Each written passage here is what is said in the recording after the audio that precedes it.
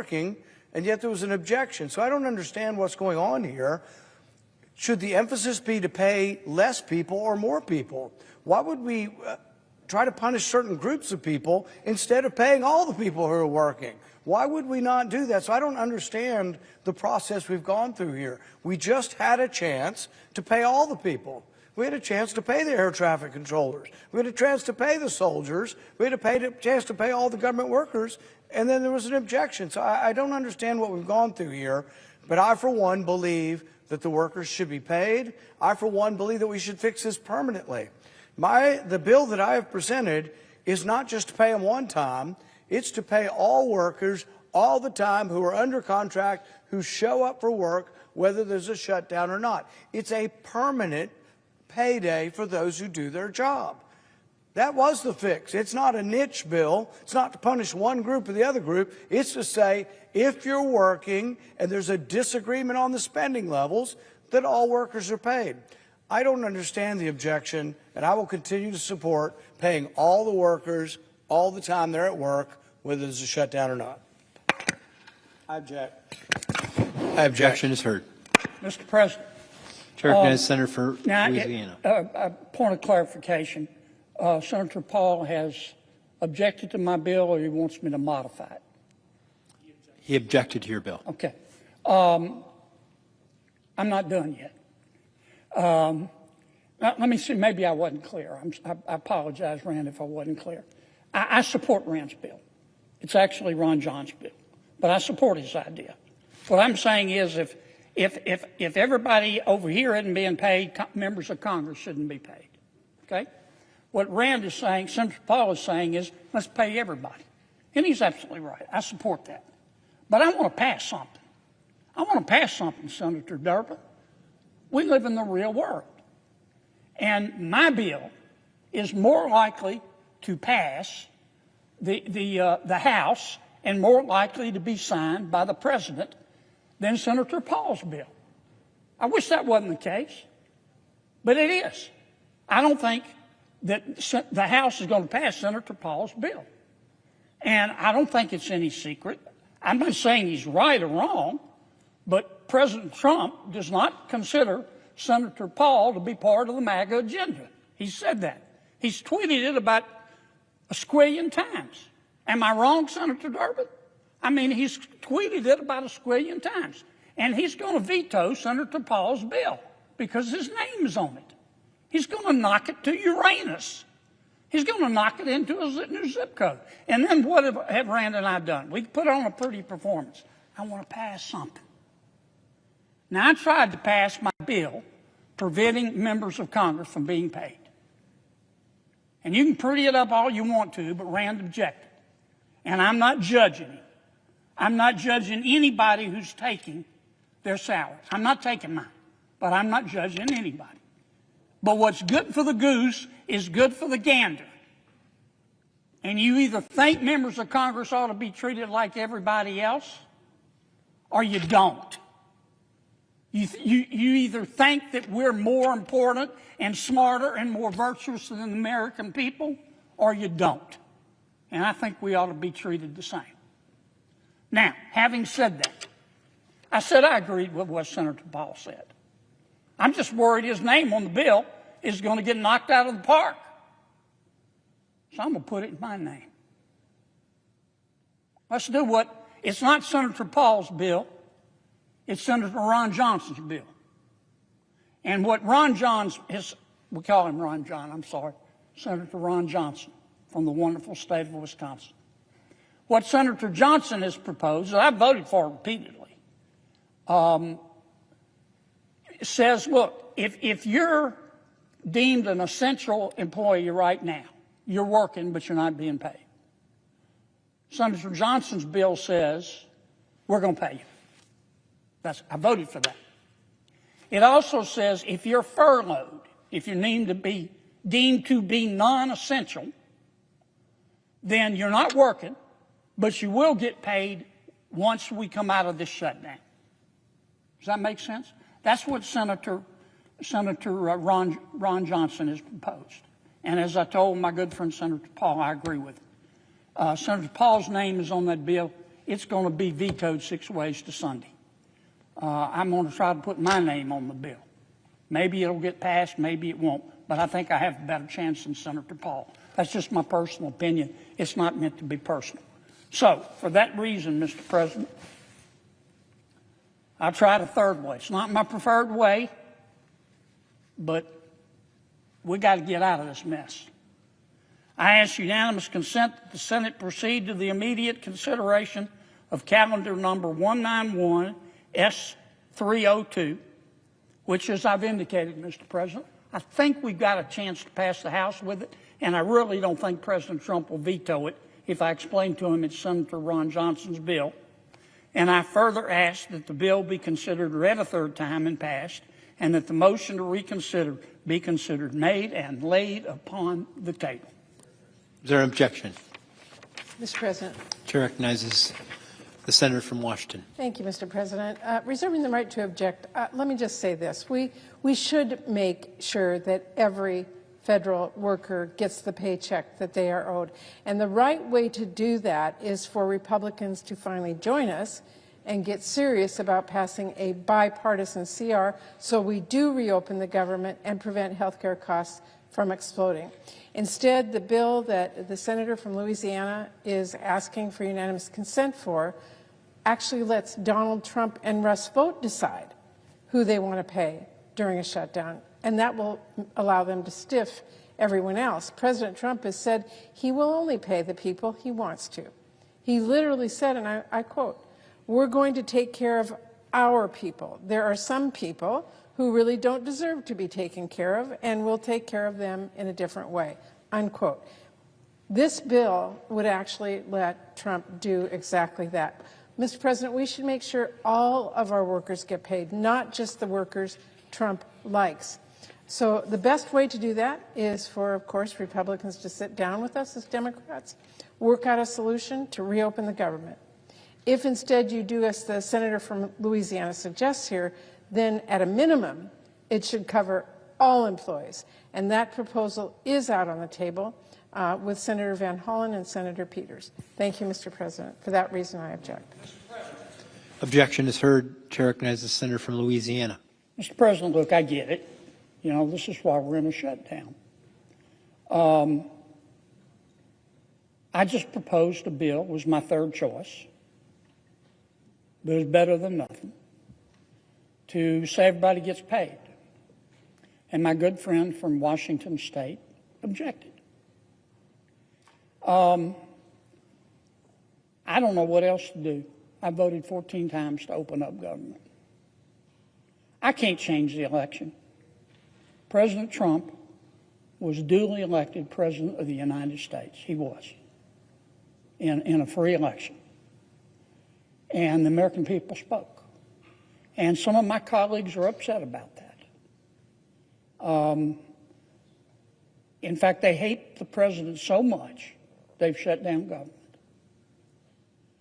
They hate him so much that if President Trump came out in favor of breathing to live, they would hold their breath. It's not rational. And I just don't know what else to do. All I can tell my Democratic friends is, look, reasonable people disagree, and I get it. But you're just being too emotional. You need to go drink a big, old, cold, tall glass of get over it and realize that President Trump is the President of the United States. Don't shut government down because of it. Mr. President, you've been really patient. And even though the parliamentarian tried to get you to dodge my questions, you answered them straight up, and I really appreciate it. With that, I yield. No, I suggest the absence of a quorum. Clerk will call the roll. Ms. Alston-Brooks.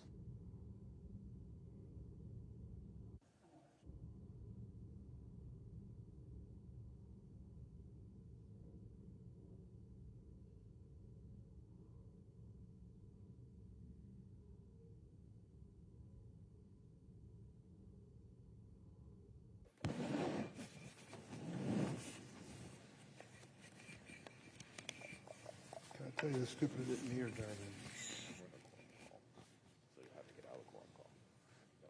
Mr. President, Chair recognizes the senator from Kentucky. I ask unanimous consent that we vitiate the quorum call. Without objection. For decades, the globalists in Washington have led our country into one disastrous foreign war after another, whether in Afghanistan, Iraq, Libya, Syria, and now potentially Venezuela. The formula is always the same. Proclaim that the regime of the targeted country poses such a threat to the American way of life that the only thing we can do is go to war. Tell them that our intervention is a noble effort, one that will bring security at home and liberty to foreign lands, topple the government, and declare a new age of freedom. The warmongers have recycled these experiments in regime change again and again. And what has it brought? Instability, chaos, suffering, and resentment. It is the height of arrogance to think we can forcibly remove the dictatorship in Venezuela and expect a different result. We should learn from history. Liberty cannot be imposed at the point of a foreign bayonet. The United States maintains the most formidable military in human history. Of course, we have the capability of overthrowing the Maduro regime, just like we had the power to overthrow Saddam Hussein and Muammar Gaddafi. But what comes next? Is anyone thinking about the potential blowback that such a campaign could entail? Overthrowing the Maduro regime risks creating more regional instability, not less. The breakdown of state authority may create a power vacuum that the very drug cartels the administration is ostensibly trying to destroy could exploit. Just as our misguided interventions in the Middle East led to the proliferation of terrorist organizations, this could happen in Venezuela, but this time with the proliferation of organized crime. We could swell the ranks of the cartels with new recruits. Remember what happened in Iraq, the de-Baathification of Iraq, removing all of the previous government soldiers. They had no place to go. They were used to being paid. They wanted money, and they went and worked and became terrorists. Where do you think the tens of thousands of Venezuelan soldiers and desperate civilians will turn when their livelihood suddenly disappears? It may be the drug cartels. In its hubris, Washington may very well empower the cartels and make the drug problem in our hemisphere worse. Certainly, any war will exacerbate the already precarious humanitarian crisis in Venezuela and lead to mass migration into neighboring countries already struggling under the strain of millions of refugees. And rest assured, many of those who flee the disaster of the war that will come will make their way to the United States. Most consequentially, any military operation comes with the risk that American service members will be killed or wounded. We owe it to our service members to only send them into harm's way when vital American interests are at stake. Who is in charge of Venezuela does not constitute such an interest. We've seen chaos emerge from our misguided wars before. We overthrew Saddam Hussein thinking Iraq will be transformed into this great Jeffersonian democracy. Instead, what occurred was an insurgency that led to some of the most brutal sectarian violence in living memory. Washington's foolish invasion empowered radical jihadists and ultimately led to the rise of ISIS, which posed a much greater threat to Americans than Saddam Hussein ever did. A similar story unfolded in Libya. In 2011, our forces aided the rebels to oust Muammar Gaddafi. The result was a brutal 6-year war that saw the proliferation of jihadist groups and the widespread human rights violations, including the resurgence of slavery. Weapons were spread throughout Africa. Our intervention helped spur mass migration into Europe and contributed to widespread instability across Africa as weapons flowed from Libya into the Sahel and Sub-Sahara, where they continue to fuel conflicts and terrorism to this day. Libya is still highly unstable, and the conflict constantly threatens to reignite. Like Saddam and Gaddafi, Maduro is unmistakably a dictator. He's a bad guy. He suppresses freedom of speech. He controls his people. There's no free voting. He treats people poorly, and that's an understatement. But there are a lot of bad guys in the world. There are a lot of dictators. There's a lot of socialism leading to starvation. It doesn't mean that the United States should carelessly risk its blood and treasure to go and topple every one of them. And as we've seen all too well in recent decades, foreign military interventions often end up making things worse. The road to hell is paved with good intentions. Imagine the anarchy that followed our wars in the Middle East. Do we really want to risk creating similar conditions in our own backyard? With over 10,000 U.S. troops, 8 warships, a Virginia-class submarine, and dozens of F-35s already in the Caribbean, the USS Gerald Ford Strike Group surging towards the region, the stage for folly is set. We are told that only drug dealers are the target of U.S. operations, but the consolidation of the largest U.S. force in the Caribbean in 35 years suggests that regime change may very well be the intended goal. The use of lethal force and our massive military buildup is an invitation to retaliation. Attacked countries often attack back.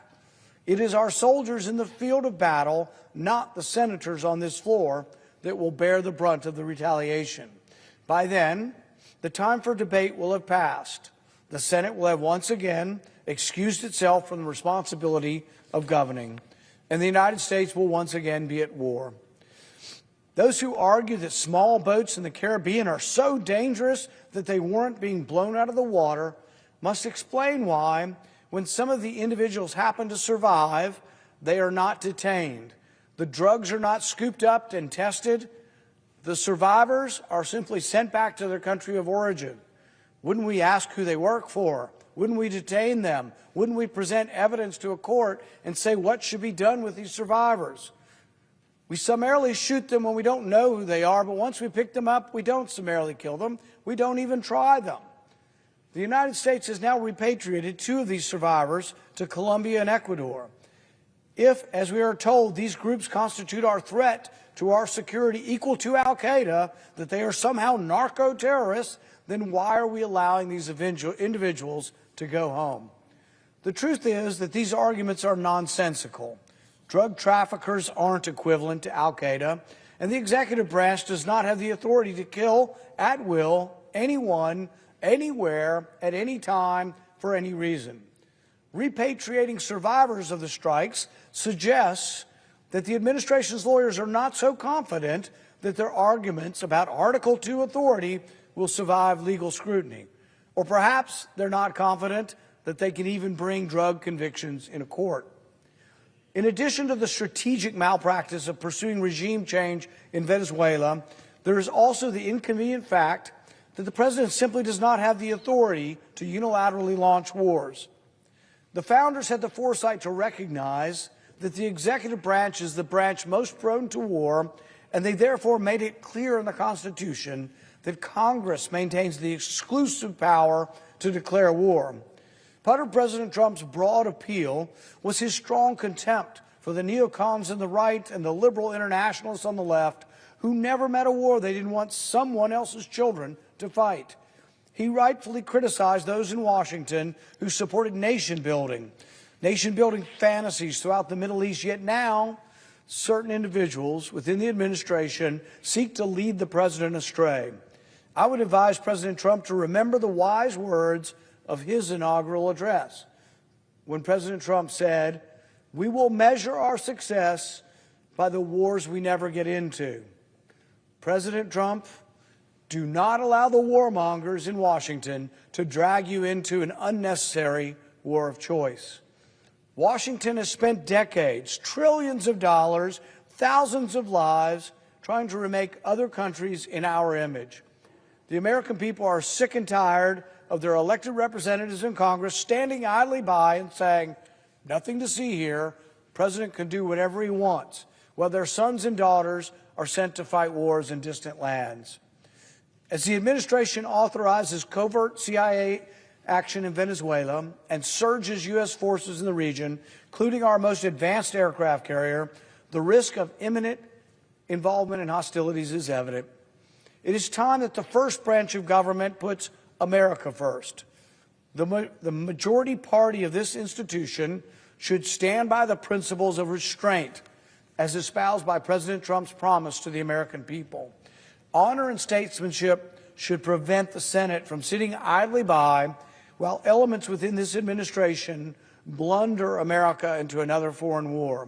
The American soldiers, their families, and the American people deserve a debate and a vote before we send our armed forces into war. If you agree that our soldiers and their families deserve at least this much, vote yes on this resolution. Thank you. Mr. President. Chair recognizes the senator from Illinois. Mr. President, I want to thank Senator Kaine for Senate Joint Resolution 90 and ask unanimous consent to be added as a co-sponsor. Without objection. We are here debating a central constitutional precept, and I'm glad we are. Throughout my career in the House and Senate, I've tried to be consistent on this issue and respect the Constitution and its wisdom. I'm going to say 6 words I very rarely, if ever, have said in my entire career in Congress. I agree with Senator Rand Paul. I believe what he has said on the floor today is, in fact, the way I feel about what this section of the Constitution means. In one of the previous debates with the War Powers Resolution, War Powers Act being debated on the floor, Senator Kaine reminded us of that historic moment when the Founding Fathers decided to write this Constitution, which we've all sworn to uphold and defend. And leading that Constitutional Convention, of course, was the greatest general then and still in the history of the United States, George Washington. Despite the fact that he was in the room and leading the conversation about what Constitution would govern this country, Article 1, Section 8 put in a provision and basically said, when it comes to a future war, even if you're president, General Washington, the Congress will have the power to decide whether we go to war. Senator Kaine made that point in an earlier debate, and I thought it was well worth repeating. Let me say a word about Venezuela. In 2018, I had the opportunity to visit Venezuela, a once prosperous, albeit imperfect democracy, suffering terrible economic and political decline under the disgraceful and failed leadership of Nicolas Maduro. I told then President Maduro that if he rigged any upcoming elections, Venezuelans would be even more isolated and endure further unnecessary suffering. He went ahead with a sham election anyway, leading to even more cruelty and the exodus of literally millions of Venezuelans, some to the United States. Last July, Venezuela had another presidential election during which the regime, the Maduro regime, arbitrarily blocked opposition candidates from the ballot and tried to undermine the pre-electoral process. Nonetheless, more than 10 million Venezuelans showed up to vote, and results meticulously documented by credible election monitors showed a sweeping victory for opposition candidate Edmundo Gonzalez. Maduro and his criminal enablers again refused to respect the rules and shamelessly refused to swear in legitimately chosen President Gonzalez. So let me make it clear. Nicolas Maduro is an illegitimate leader guilty of turning Venezuela into a failed state, one that has caused terrible suffering and misery for the people who live there. This is not the question at hand. As I have long said, it is long overdue that the result of last year's elections be respected in Venezuela. But let me be clear on a position I've also held for a long time, regardless of who has been in the White House. Only Congress under the Constitution has the power to declare war. Article 1, Section 8 is clear on this issue, and for good reason. Only the people's elected representatives should have the awesome power to send our sons and daughters into armed conflict. I remember thinking about this in personal terms during the era of the Vietnam War when I was a college student, thinking about the fact that there had not been any formal declaration of war in Vietnam, and yet over 40,000 of my brothers and sisters gave their lives in that conflict. Our founding fathers were wise in this regard and well aware of human history, in which kings and unelected leaders sent their people into war for personal gain without any public consent. Congress overwhelmingly reaffirmed this key constitutional provision when it passed the War Powers Act in 1973 over the veto of then-President Richard Nixon. Under the law, the President has the authority to approve military attacks as a response to an imminent threat or with the expressed authorization of Congress. I do not believe these conditions have been met in this situation. We in Congress have already ceded too much of our constitutional authority on appropriations and other key items to the President. This body must not do so regarding matters of war. Mr. President, I think about the idea of a war breaking out between the United States and Venezuela. Certainly picking up boats, unarmed boats in the ocean is an easy task for our great military. But let's keep in mind, we live in a world where there's asymmetric power. What am I talking about? Take a look at what the drones, many of them pretty cheap pieces of equipment, have wrought in countries like Ukraine in the midst of their war. What would turn out to be a massive force by the United States sent down to the Caribbean to be a show of force may be subject to attack even by Venezuela, the smallest and poorly armed country that it is. So I would say that if we're thinking clearly about this, we would think long and hard before we engaged in any conflict with Venezuela. That's what Article 1, Section 8 is about. The American people, before being asked to give any sons and daughters and risk their lives in a war, have to have a voice in the process, and they do that through members of Congress and through our Constitution. That is what Senator Kaine of Virginia reminds us of today. That's why I'll support Senate Joint Resolution 90, and I yield the floor.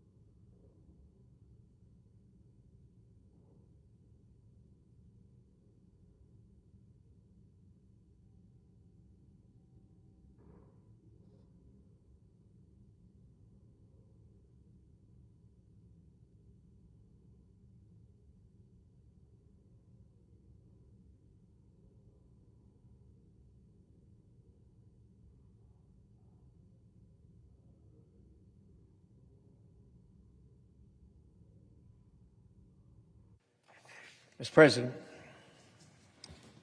Chair recognizes the senator from Idaho. we're not in a quorum call, is that correct? That's correct. Thank you. Mr. President, I rise today to respond to Senator Kane's Senate Joint Resolution number 90, and I would like to state clearly the administration is very much opposed to this resolution. And they have put out a policy statement as of today stating that they strongly oppose Senate Joint Resolution number 90. Without going into all the details, they say that Senate Joint Resolution 90 fails to account for the extraordinary national security threat posed by transnational violent drug trafficking cartels and narco-terrorists operating in and around the Caribbean Sea. That really says it all. And not much more needs to be said, but I do have a few comments on this. President Trump has taken decisive action to protect thousands of Americans from lethal narcotics. He's kept drugs off the streets, kept children alive, and eliminated narco-terrorists who have been profiting off of the deaths of members of our communities. These people have been transmitting drugs into the United States via a lot of different ways. One of them was by vessels, shipping vessels in the Caribbean and the Eastern Pacific Ocean. But some Democrat members and members of the media have claimed that President Trump does not have the authority to conduct these strikes.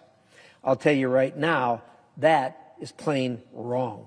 I myself and many of my colleagues have sat recently through hours of briefings and analysis by government legal departments and attorneys who have studied this issue.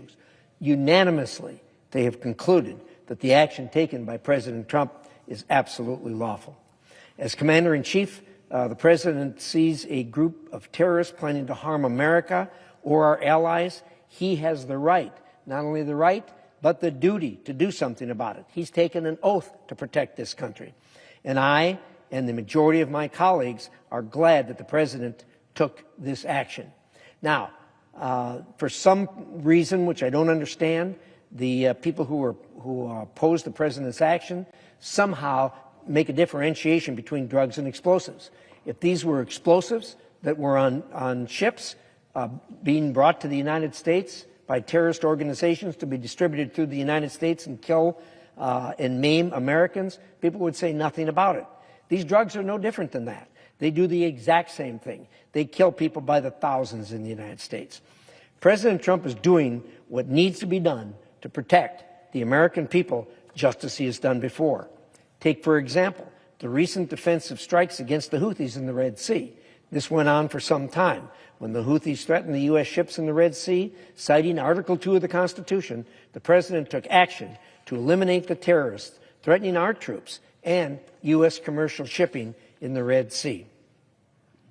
These strikes are fully compliant with the War Powers Resolution and fully compliant with the President's Article 2 constitutional authority as Commander-in-Chief of our armed forces. Prior presidents did not need, nor did they seek congressional authorization to defend America in this Western Hemisphere.